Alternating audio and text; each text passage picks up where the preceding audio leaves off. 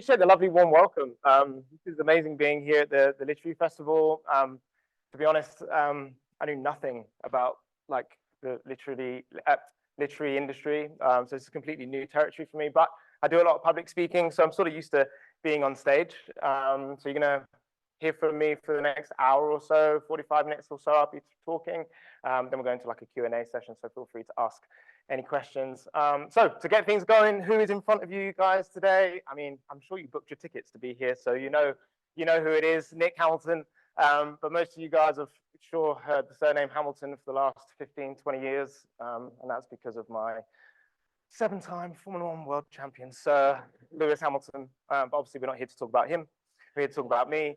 I'm definitely the better looking, definitely the more mature. So you've definitely got the better Hamilton in front of you guys today. But me, my story starts being born 2 months premature, diagnosed with spastic diplegia, which is a form of cerebral palsy. Now, cerebral palsy is like, it's like an umbrella of loads of different types of conditions. You've got hemiplegia, which is down one side, diaplegia, which is 2 limbs like myself, and then it can get as serious as not being able to feed yourself, not being able to walk, being constantly reliant on a helper or in a wheelchair. So at least nowadays, I class myself as one of the lucky ones. But initially, it wasn't really like that when I was born. I was whisked away into an incubator. I was in this incubator for 6 weeks. And my mum always said how terrible it was for her because she wasn't able to hold me. I wasn't breathing, so they didn't know what was going to happen. So they whisked me away. I was in this incubator for 6 weeks, and my mum said it was a really, really terrible time because I was basically on baby life support. You know, my mum carried me. I was born at 31 weeks. And, you know, really hit home when my mum showed me a picture a couple of years ago of that moment. And, you know, it's been a real terrible time for my parents to really go through to see whether I could pull through or make it or not. But fortunately, I did. They took me home. But I wasn't really progressing like a normal able-bodied child. I wasn't able to crawl. I wasn't able to take my first steps. So every time I tried to like sit up, but I would fall. Every time I was in like a baby crawler, I would use both of my legs and push myself backwards. If I tried to crawl, I couldn't alternate my legs, so I was just dragging my legs behind me. So my parents could see that there was something a little bit odd, a little bit different from their toddler. So they took me back to the hospital 18 months or so later, and that's when they diagnosed me with spastic diplegia. And the doctor said that I would never be able to walk, and if I was able to walk, it would be at best with a stick or some sort of aid. So that was it. It was like my parents, obviously they've had Lewis, who's 7.5 years older than me. And as I said, I'm more mature. So he acts 7.5 years younger than me most of the time, right? But he's fully able-bodied, right? There's nothing wrong with him physically. And so for my parents, it's something completely new. It's like new territory. And with a disability or any type of disability, it's not like you can go to a library, pick up a book and learn about how to bring up a child with CP or any type of disability. There's nothing to help them. So my parents were pretty much just left to their own devices. I guess the doctors knew a little bit about CP, but they didn't really know in terms of the limitations, how far I could go. So they basically said, he's got CP, we don't really know what to do about it. You know, here's to a good life and do the best you can. And so that was pretty much it. Left to their own devices, didn't really know what to do. But to this day, I personally believe, I mean, I've got kids here, so I've got to be careful what I say. But my parents, you know, sat in the hospital room or doctor's room or whatever and thought, you know what, we're just going to make his life shit. And we're not going to wrap him up in cotton wool. And I feel like they did a high five at the same time. You know, they were like, yeah, let's just make it really rough. Let's make it really difficult. And that is pretty much what they did. Like my dad, who is a real hardcore guy, to be honest, he's a very unique individual. I'll go into him a little bit later. But my dad was always on my case straight away. He didn't want me to be any different to any other child. He knew, obviously, physically I was different, but mentally I seemed to be, you know, normal, pretty normal to everybody else. And so straight away he was on my case. He was like, Nick, stop falling over. Nick, pick up your feet. Nick, you can see that there's uneven ground here and there. And oh my God, what are you doing? Look where you're going. And I'm like, God, Dad, I'm 4 years old. Like, leave me alone. I don't even know what this condition is, right? I was really, really struggling. So initially when I first started to stand at 4 years old, my legs were bent like this and I was on my tiptoes. So I couldn't put the full soles of my feet on the floor. So I couldn't put my feet flat. So every time I tried to take a step, the spasticity and tightness of the muscles meant that I couldn't lift my leg high enough to clear, a simple step. So I would trip really easily, and then my trailing leg, which is my right leg, I wouldn't be able to pick that up either. So I just drag that through.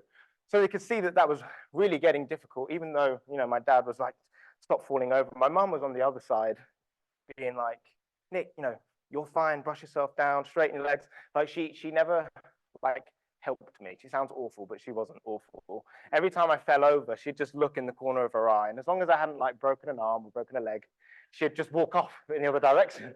So I was like, shit, my parents don't care at all what happens. But that really like built me from the inside outwards. I very quickly learned to fall over, understand it was okay to fall over, wipe my hands down, brush my knees down, and carry on walking. But they could see that I was struggling physically, and it wasn't sustainable.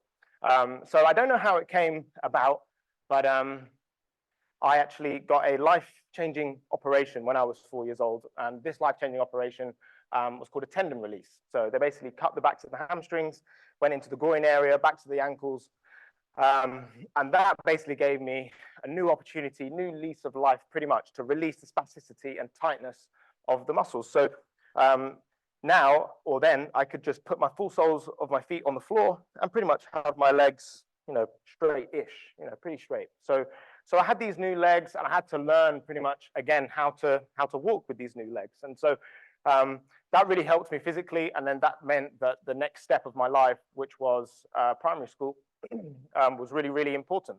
Now, my dad, as I said, he knew mentally I was able. Physically, I was disabled, and obviously that's a shame. But he wanted me to be around able-bodied people, because the world is an able-bodied world, full of able-bodied people doing able-bodied things. And so he didn't want me to be around disabled people or to be put in the box of disabled people. So I ended up, in a able-bodied school, and primary school was the first step. So I went to a little village school initially, and I just wanted to fit in with everybody. I was able to walk, but just real short and shallow distances.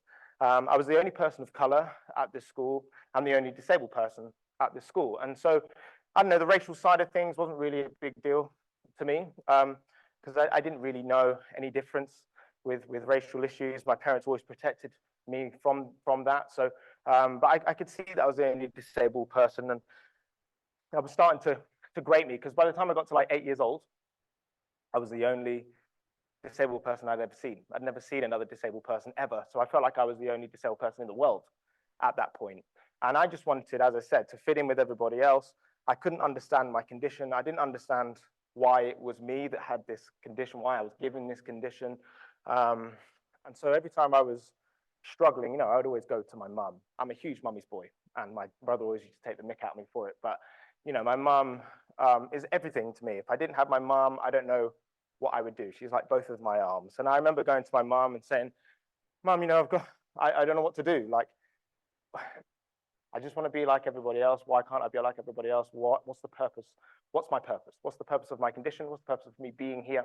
And she gave me the best advice that I would say, ever been given personally. And she said, Nick, first of all, you're only 8 years old. As time goes on, you'll start to understand your limitations, what you can, what you can't do. And you'll realize that you are unique and that you're different, and it's good to be unique and it's good to be different, and you should lean into your difference. And she said, all able-bodied people, they look the same, they walk the same, and you walk differently, and you should be proud of that. And she said, if ever you struggle, I'm here for you. Just hold my hand, and I'll pull you through everything. And that really helped me. It gave me the strength that I needed to continue moving forward. And she said, you've got to really work on your physiotherapy, because physiotherapy, rehabilitation especially after like an operation, is really, really important. And physiotherapy is like homework, but painful homework, right? And I didn't want to do homework at the best of times. So you start with physiotherapy. Let's say I start at this level of tightness, and then we improve and we get to this level. I'll be stretching for an hour, and all my friends are outside playing tag or hide and seek or whatever it is, and I'm inside in this library, with this helper, Mrs. Wood, who's amazing. She's a lovely helper. The only downside she had was freezing cold hands every time she touched me. I didn't understand. It was like 30 degrees outside, and she had freezing cold hands every time she touched me. And so I was trying to really get my head around this physiotherapy, and I was very segregated straight away. All my friends are outside playing, and I'm inside trying to overcome this condition. But my mum really gave me that strength to go through into the next phase of my life, which was secondary school. Now, secondary school, big boy school, and you want to fit in, you want to be one of the cool kids. And my dad didn't want me to go around with other disabled people again, so I didn't go to a special school. I went to a normal, comprehensive, able-bodied school. And after all of my physiotherapy, my legs were so supple and straight. I looked super fit, which is great. And my mum was always like, "Oh, Nick, you look so good. Look how happy you seem," and it's always kudos to my parents. Like, it didn't matter what was going on in my head mentally. I always seemed to have a smile on my face, and that's definitely down to my parents. So I was super, super happy, super smart. I looked really good. I had my top button done up, and I was ready for my first day. And I just wanted to fit in with everybody.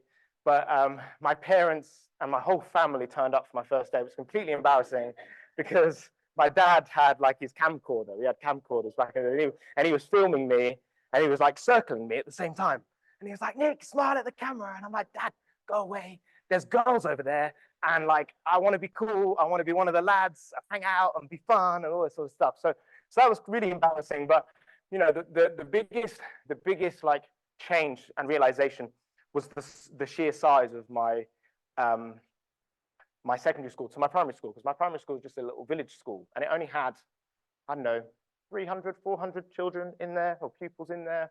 And now, and because it's just village school, you only needed to like be in one classroom for all of your lessons, science and maths and whatever, only in one classroom. You didn't have to walk from different place to place. But now you go to secondary school, there's like 1,000 pupils in the school, and it's like 5 times the size of my primary school. So I had to go from different place to place. I had to go from the design technology block to the maths block to the English block to the science block. And I had to have big, heavy bags on my back full of books. So I felt like I was Buckaroo. And like I just couldn't get anywhere fast enough. And every time I tried to walk somewhere, I would fall. And, kids, they would stare and they would laugh. And by the time I got to class, I was battered. I was knackered. It's almost like I'd done so much workout, such a big workout to get there, that I couldn't really focus on my schooling almost. I was in so much pain. And so it got to a point that kids were staring, and I guess kids, they stare because they don't understand difference. And if you don't see difference, you look at it, you stare at it until you figure it out. And once you've seen it a couple of times, then you understand, okay, this person's different or whatever. But I really noticed that, again, I was the only disabled person at the school, and the only person of color at this school. And now being the only person of color is completely different because we've got like 1,000 pupils in this school. So I really stuck out like a sore thumb. And so after my first couple of days, my mum's like, "Oh, how's your week going?" And she's really honest. She was like, "Oof, you look awful." And I was like, "Yeah, Mum, believe it or not, like it's been really rough. It's been really tough. And I don't know if I can sustain all of this walking." And so she said, "Okay, well, carry on your first week, and I'll think of plan B whilst you're at school." And I said, "Okay, great." So as I said, all these kids were staring at me, making me feel like I was, like I wasn't accepted, like I was some sort of alien almost, around school. And I didn't take it out on them. I thought to myself, how can I explain myself in front of everybody? And I decided to stand up in front of assembly. 150 kids it was, year 7 children, talking about myself. And so I basically stood up and said, "Hi, I'm Nick. I've got the disability. Don't really know what it is.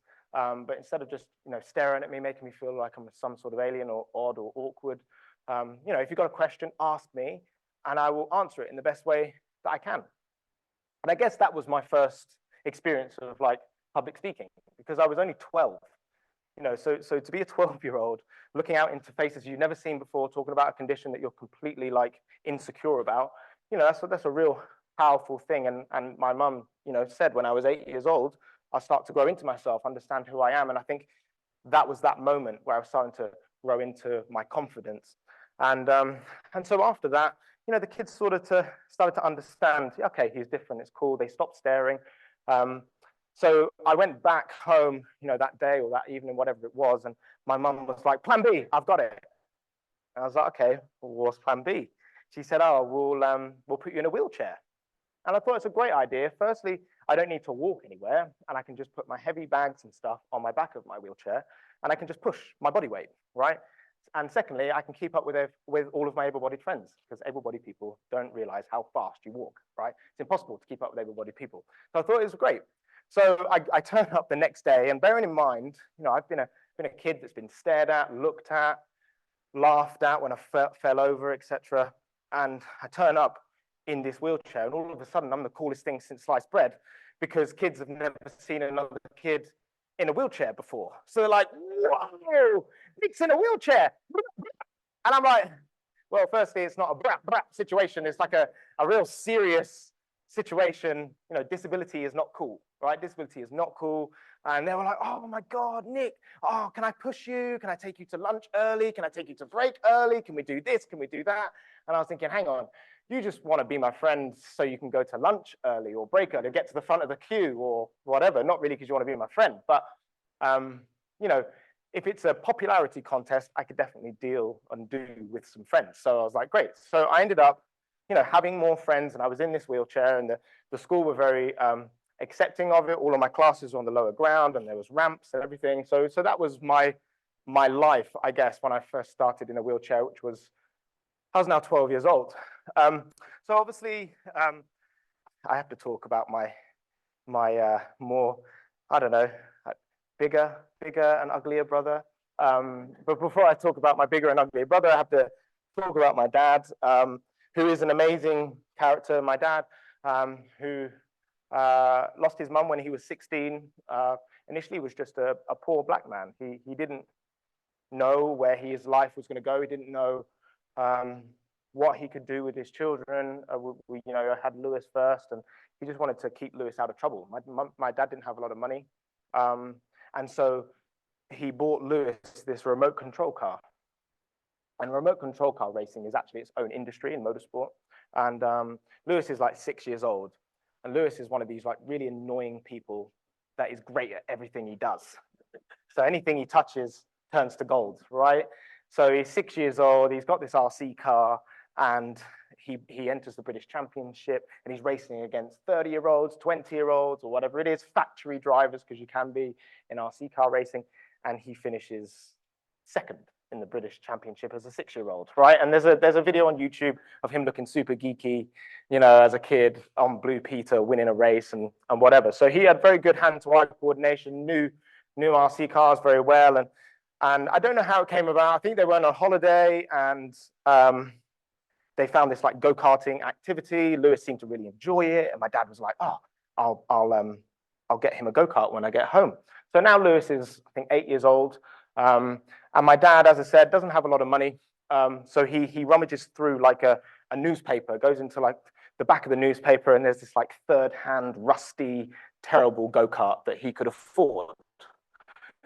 Right, it's basically a shitbox, to be honest. Right, it's the worst go-kart you could ever. Sorry for the swearing, kids, but it's basically the worst kart you can buy. Right, and so my dad bought this go-kart. He got him a suit and a helmet, and they went to his local kart circuit, which is Rye House in Hoddesdon, and he won his first race, as you do, right? Lucky bugger. And so our whole life was then focused on just racing. It was something for us to do as a family. And we turned up, if I'm being honest, we were racing against rich white people with privilege. They had big trailers and trucks and new engines and tires and this and that.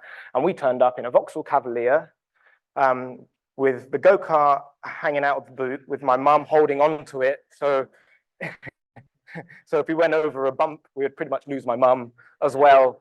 But we were all committed to the cause. We had a Calagas heater, and we couldn't afford a lot, so we just had chicken noodle soup, and we just stayed warm. And Lewis was out there beating all these kids. So by the time Lewis was 10 years old, he was British champion. By the time he was 13, he was signed to McLaren, the Formula One team. And our whole life, as I said, was getting him to where he is today. And you would have seen, when we came on the scene in 2007, you don't usually see families of athletes. You just see Jensen Button or whatever. Maybe you'll see his dad or whatever. But for us, you saw all of us. You saw me, my mum, my dad, Lewis, and we were the first black family in the sport. And so it was a real big deal.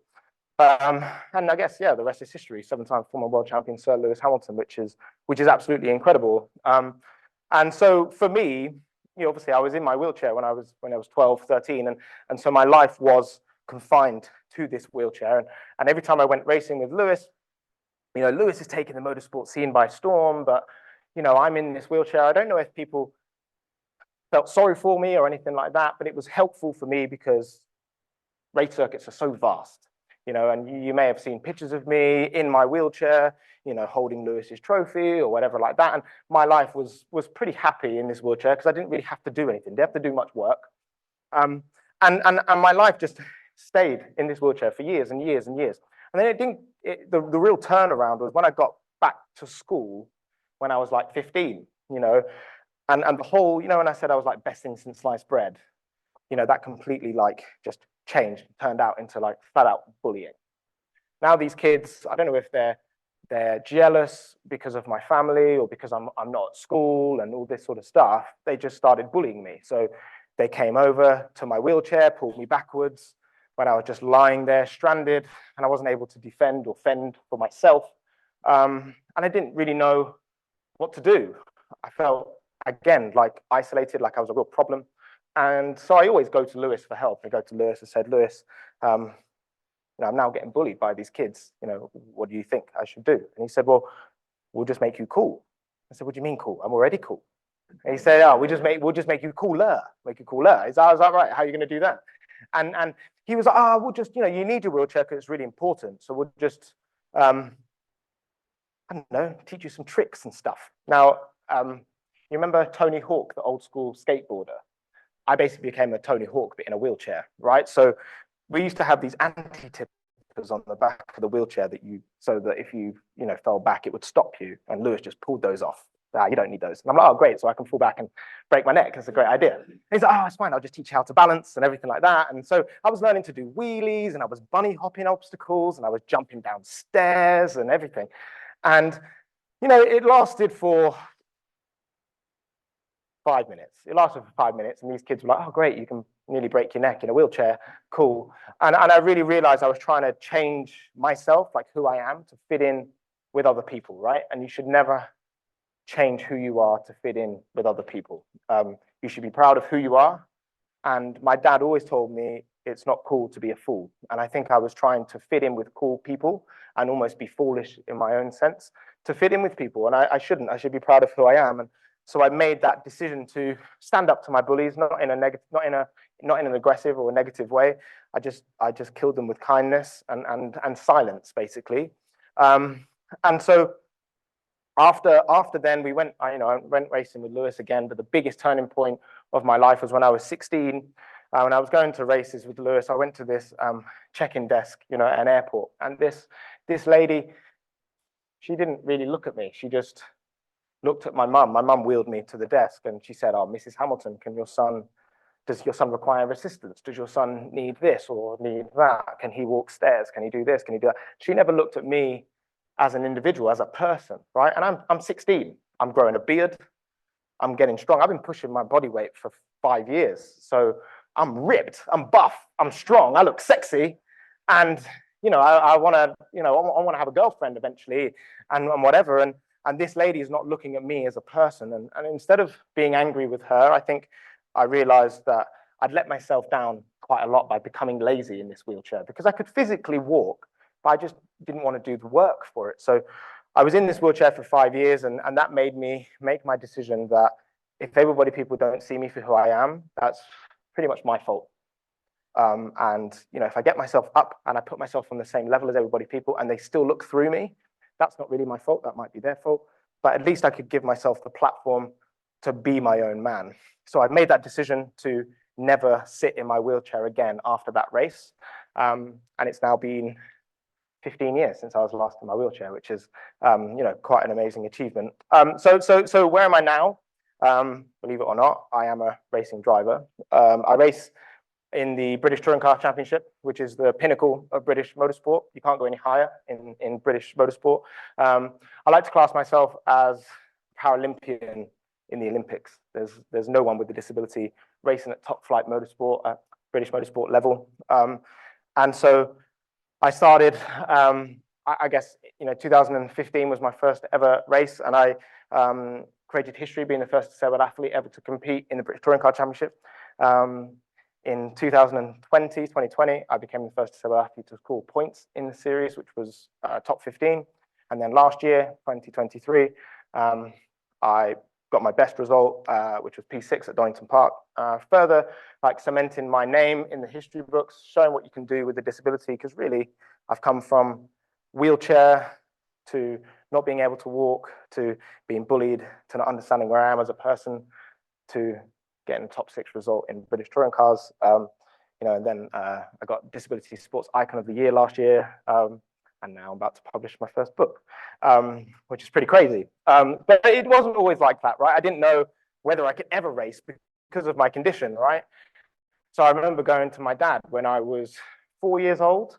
I said, Dad, would you put me in a go-kart? And he said, Nick, I'll put you in a go-kart when you're strong enough to run away from a go-kart, which is pretty good advice. And so by the time I got to 7 years old, my dad was like, right, Nick, today is your day. I've got a go-kart, a little cadet cart where you can practice. And he said, we'll take you to a car park where there's nothing you can hit. Famous last words. And so we go to this car park. It's absolutely massive, right? My legs are down, bent, so I'm down here. Everything's magnified when you're 7 years old. And so he gets me in this go-kart. He says, right foot's go, left foot is brake. He pushed me down this ramp and said, we'll just do a little brake test. And he said, brake. And I didn't really stop. I just stopped because the ramp finished. It went to flat ground. And he was like, it's good enough. We've come all this way. So he started me up. And he said, all right, just go in one direction, turn around, come back, and just do a figure of 8 and get used to everything. And anyway, long story short, I didn't come back, and I disappeared and hit a curb, disappeared down a 6-foot drop. So my mum comes running over, her hair's all over the place, my dad's heart's in his mouth, they peer down this drop, and there's 6 inches of water. Luckily, I haven't toppled over. My hand's still on the steering wheel, there's a bit of smoke in the engine because of the water. And that was it. No racing for Nick, oh my God. And I looked to my parents, being like, what the hell have you put me in? This is terrible for Nick. And I guess just focus on schooling and potentially do business or management or whatever within motorsport. And you guys now know my career at school. But I turned my attention to gaming. Gaming was pretty much everything for me. My dad always said, Nick, stop playing games, read a book, do something constructive. You're not going to get anywhere playing games, which I ignored him. I did my homework and whatever, but I played this simulation racing game. And long story short, Lewis isn't here to defend himself, but I kicked his butt every time we played this racing game. He couldn't beat me. And Lewis was, oh my God, you're actually pretty good at it. And 2009, I became British champion on this game. So I'm upstairs having fun. Oh my God, I'm a British champion. My parents have no idea what I'm talking about. They don't care. And it was my brother that said, Nick, you should try racing for real. Why don't you have a go? And I was using buttons on this steering wheel because my legs weren't strong enough to accelerate or brake, which is why I crashed when I was 7. Which shows that the brake test my dad did failed completely, because the left pedal for the brakes is so much stiffer than the accelerator. So it was easy for me to accelerate, but really difficult for me to brake. So anyway, he said, why don't you ask Dad if he'll put you in a real race car? And I think at this time, I'm now just about 18, and I said, well, Dad's going to probably say, you remember what happened when you were 7 years old, crashing into the car park ditch and all that sort of stuff. He said, just ask him, you never know. And so I went to my dad and said, Dad, would you ever put me in a real race car? He said, absolutely not. Can you remember what happened when you were 7? And I was like, yeah, but I've overcome my disability. I'm super strong now. I'm 18. I'm not using my wheelchair. I'm walking. I'm grinding. I'm grafting, and I'm feeling fitter and stronger. Things might go a little bit differently. So he said yes eventually, and he took me to this driving school, and they put me in with the chief instructor. And I think my dad, I don't know what he said, but he would have said to the owner, Nick's not going to be that great, but I want to give him an opportunity. I won't be able to live with myself. I think give him this opportunity. And so anyway, I wanted to make sure I could brake because I didn't want to end up in any ditches. And I was in a BMW M3, which is a very fast car. And I didn't want to kill the guy that was sitting next to me either. So I had a lot of pressure on me. But long story short, I matched the chief instructor on my first day. So my dad went from he's not going to be any good to shit, that's heavily backfired on my plan, right? On my plan. And so he took me back 2 weeks later to make sure it wasn't a fluke. And I did the same again. So my mum's got her head in her hands. Oh my God, now my disabled son probably wants to race. And we've already been through it with Lewis. What do we do, et cetera, et cetera. And so my dad said, I guess you want to race. And I said, I would love to race, Dad. Absolutely love to race. And he said, if you want to race, you've got to work hard. You've got to get yourself strong, you've got to get yourself fit. And because I'd been in this wheelchair for so long, 4 or 5 years, my legs were like mush. So like walking to the toilet was really tough for me.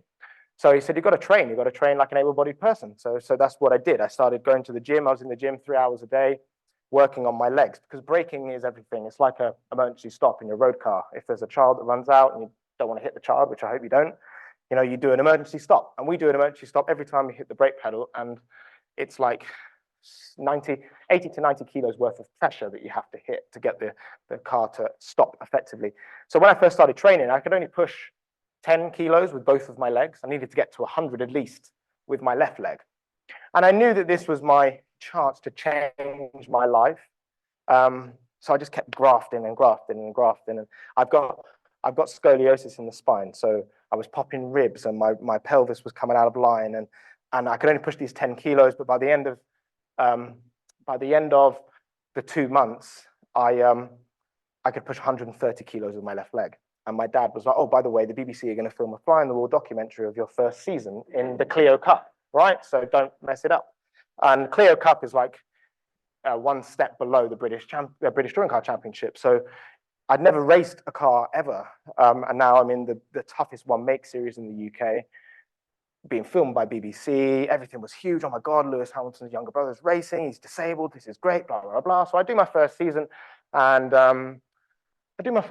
I do a really good job. I do a second year and I do really well as well. But then, my dad's like, Nick, it's expensive to race, and I can't keep just paying for you to race, even though Lewis has got loads of money, which he does. We're not going to lie about it. But it doesn't mean that you're going to ask Lewis or Lewis is going to help you financially. So you've got to work yourself. So he pretty much politely dropped me and I had to figure out what to do next.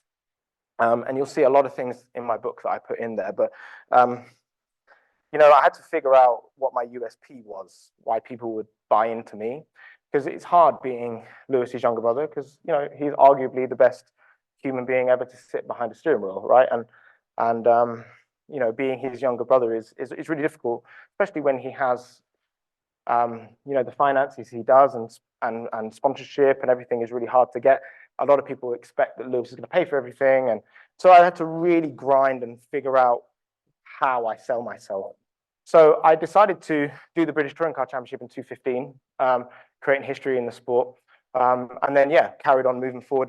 But I did all the finances and everything on my own. And then I started to realize that once my documentary got released in 2012, it reached 2.1 million people on the night. It hit 60 million people worldwide, got picked up by all the airlines and stuff. And it made me realize all these people are starting to inspire both able-bodied people, disabled people, people of color, different colors and creeds and cultures. And all of a sudden I found my purpose. As a kid, I was crying myself to sleep at night, didn't know why I was given this disability. But now, after everything that I've achieved, I'm really proud to be a disabled person. If I wasn't a disabled person, I don't think I would be who I am today. I wouldn't be standing in front of you guys today talking about my life. And I basically got picked up by a public speaking agency, and they said that I was good at public speaking. And I've just now been using my voice to spread my story, but not to show people that I'm better than anybody, because I'm really not. It's about going through my life on a daily basis as a disabled person. How do I go through from A to B in an able-bodied world? Because there's a lot of people in the world, in this room as well, that eventually, unfortunately, might end up disabled, right? And I want to be that person that inspires people that have got disabled children, parents like my parents, because as I said, there wasn't a book that they could learn from, pick up and understand. And doctors have ideas, but they don't know the person. And my doctor said I was going nowhere. So my life is really turned on its head, you know, having achieved all of this stuff. But public speaking is something that's really, really powerful for me. I go around the world speaking, and then my next step was this book. My public speaking agency said, Nick, it's time for you to write a book. And I said, I don't think I've achieved enough to write a book. I don't know what it would be about. And I never plan any of my speeches, so everything just comes out from the heart. So when they said, well, what's the book going to be about? I really didn't know what it would be about. And I don't want it to be about me, but I want people, you know, who are looked down on, parents that are worried because they've got a disabled son or daughter, what the hell their son or daughter is going to look like at 32. How did my parents create me? Because really, I'm standing in front of you guys today, fully abled and independent, and it's all down to them. So how did they do it? But then how did I do everything myself as well? Because a lot of the power and strength has come from me. And so I feel like my book relates to so many disabled people, but also able-bodied people as well. The whole thing is about helping everyone. I'm a huge advocate for mental health and well-being. You know, mental health has been absolutely everything for me. I've been through loads of different types of therapy and all this sort of stuff. And I've decided I've put everything in the book, but it's not, when you read it, it won't be, look how great I am.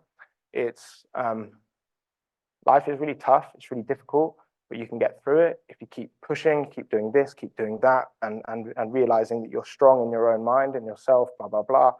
And so hopefully when you read it, you'll realize there's a lot more to Lewis Hamilton's younger brother than meets the eye.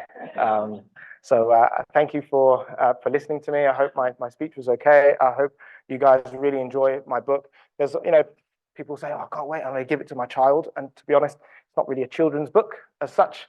You know, but I want 16-year-olds, 17-year-olds to pick this book up and as well, and parents to pick it up and learn as much as they can from me. But it's just worked for me. It doesn't mean that I know everything, because I really don't. But I've done okay. I've got so far. And hopefully through this book, I inspire more and more and more people, because at the end of the day, I realized I'm not here for me anymore. I'm here to inspire other people through just my existence. So thank you for listening. Thank you for purchasing my book originally.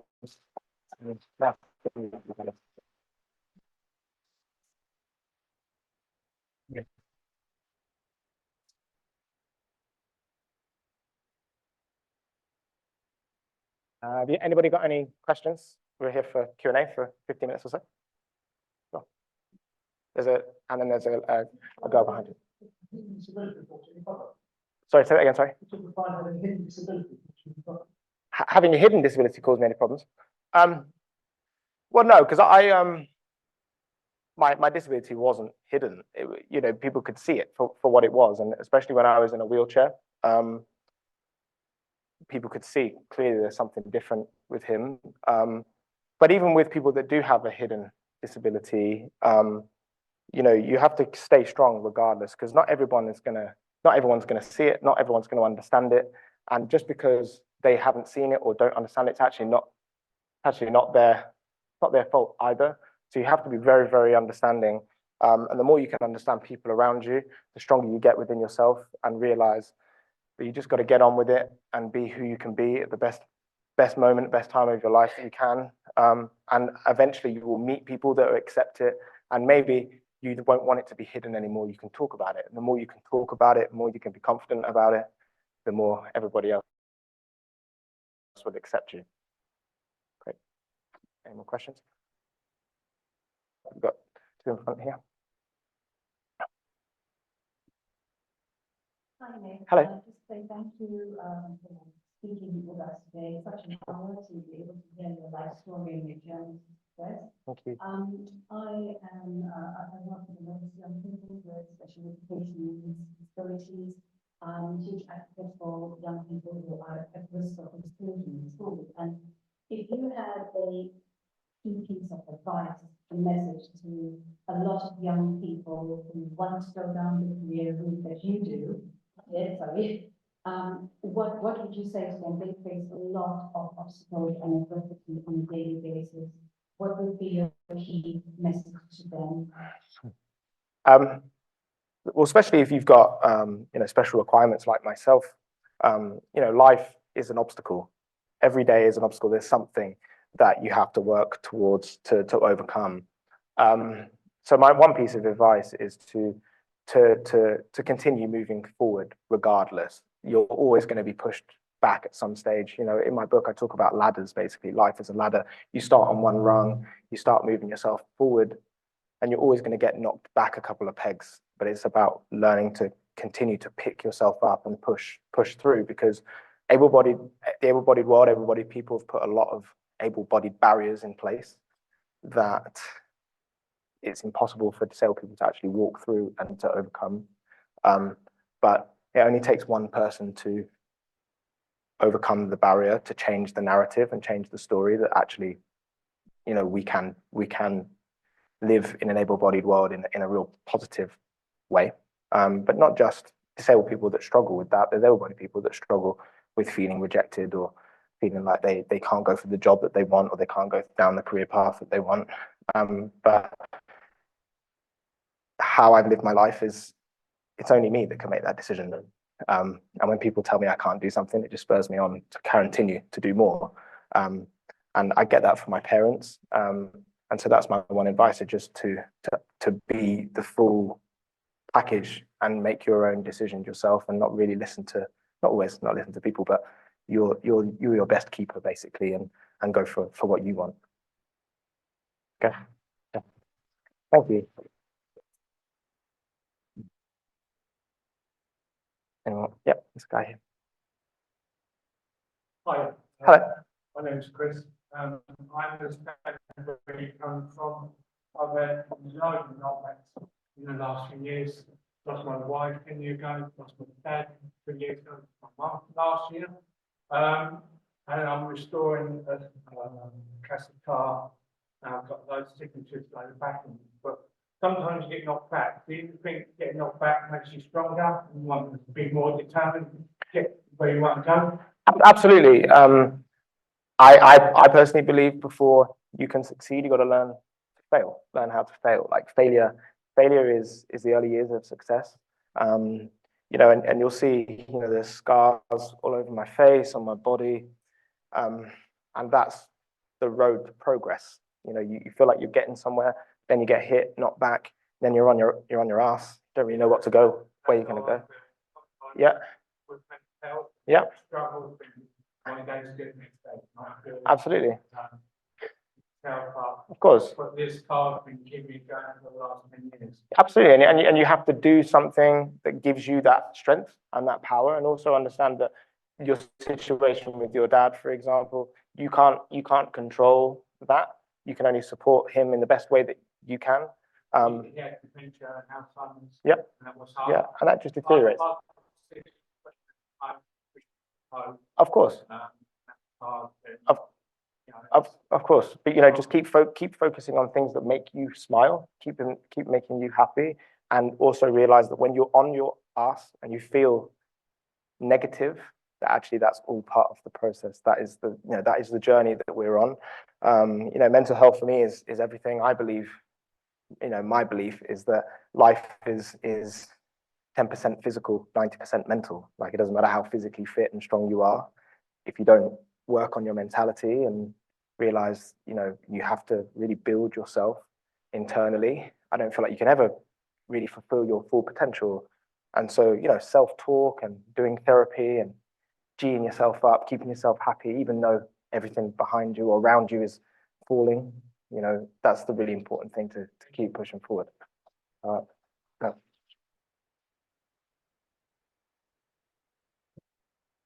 Couple more questions?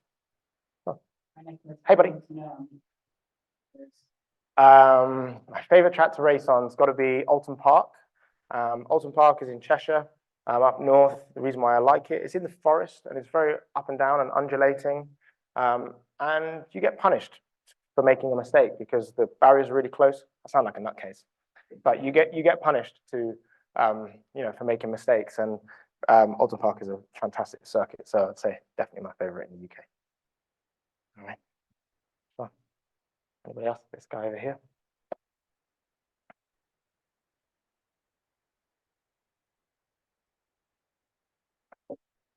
I've watched you since clear cut. I've been a massive fan. Have you got the plans to race it this year? And then secondly, sorry, Okay. Sure. what do you think about Lewis Hamilton's move to Ferrari? Worst brother, I know. So unfortunately, yeah, I won't be racing this year, British Touring Car Championship. Mainly just because so I basically had to walk away from my team last year. I got a really good, really amazing result, P6 at Donington, blah, blah, blah. But I was being mistreated in my team, so I walked away. And walking away from my team, especially when I do all my finances myself, or my sponsorship myself, a little dagger to the heart. Took me a while to sort of get over it. And to then get back on the grid, I'd basically need, double the amount of money to get back. And I don't know, I wanted to, but I think I waved the white flag just for a little bit and thought, you know what, I'll just take a year out, chill, focus on my book, focus on my public speaking career, my branding and all that sort of stuff. And once people realize what's out there and the real Nick Hamilton and what goes on in terms of my racing and funding and everything, you never know, there might be more brands that will be out there to want to sponsor me next year to get back on the grid. So that's my plan. In terms of Lewis and Ferrari, Lewis has millions and millions and millions and millions and millions of fans that always say, oh, I'm Lewis Hamilton's #1 fan. But no one's a bigger fan than me, his brother. And I just want him to be happy. His motorsport is his life. His identity is wrapped up in his motorsport. He's achieved so much already, 7-time world champion, and he's still going for his 8th world title. And so whatever decision he makes, I'm behind him fully. I personally think it was a very good decision, because obviously Mercedes isn't as strong as we would like it to be. And I think Lewis is in an amazing position where he can drive for someone like Ferrari and bring something new. I think it's good for the team, and I think it's good for him mentally. It gives him something new to focus on. It's a new project, a new chapter in his life. And yeah, hopefully it works well for him. Seeing him in red is going to be amazing. And yeah, I'm just going to watch, sit back and see how he gets on like everybody else. All right. Thank you, guys.